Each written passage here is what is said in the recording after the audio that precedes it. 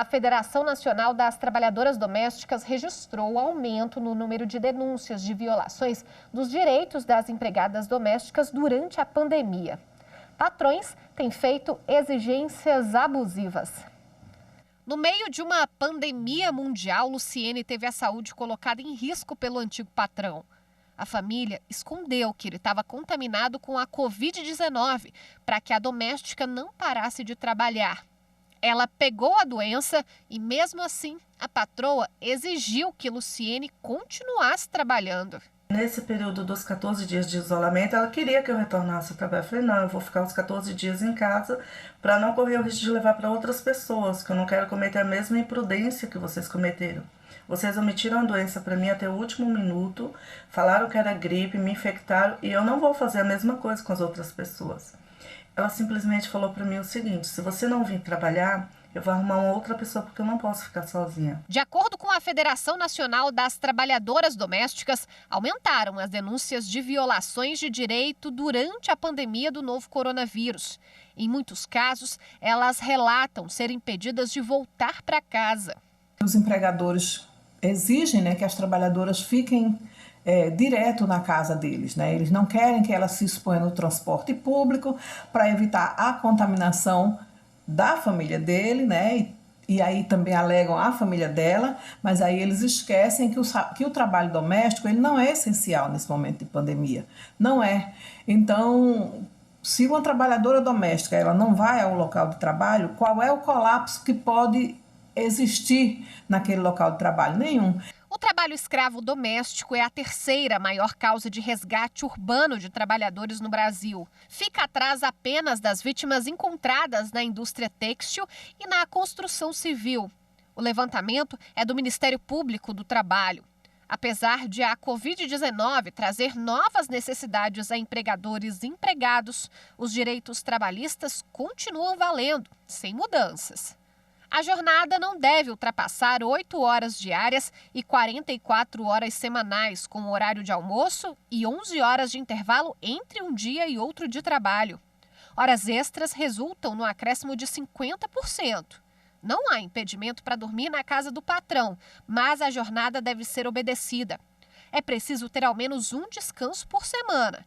Impedir que o funcionário deixe o local de serviço pode ser considerado o cerceamento do direito à locomoção, cárcere privado e trabalho análogo à escravidão. Saúde e segurança do trabalhador são direitos garantidos pela Constituição Federal.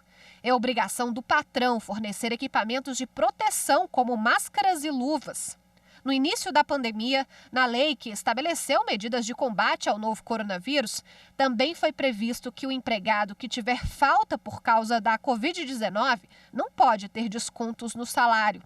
A lei também permite acordo para suspensão do contrato ou redução de jornada. Sempre deixamos claro para que todos os ajustes sejam feitos com a anuência do sindicato, com o respaldo do sindicato, justamente para que não haja lesão de direitos e que todas as negociações ocorram dentro da legalidade. Apesar dessas garantias, o desemprego ainda tem feito parte da realidade de trabalhadoras domésticas. Nessa pandemia, fiquei desempregada. Prejudicou muito, muita gente, afetou muita gente. Estou passando uma situação difícil, como muitos e muitos. O Ministério Público do Trabalho lançou uma cartilha com informações de como evitar o contágio pelo novo coronavírus. Nela é possível tirar muitas dúvidas sobre o tema.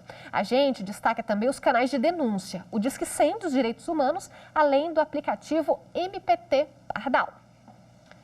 A procuradora do Ministério Público do Trabalho de São Paulo, Adriane Reis de Araújo, nos ajuda a entender melhor as situações que podem ser consideradas abusivas. Ela também é coordenadora nacional de promoção de igualdade e combate à discriminação no trabalho.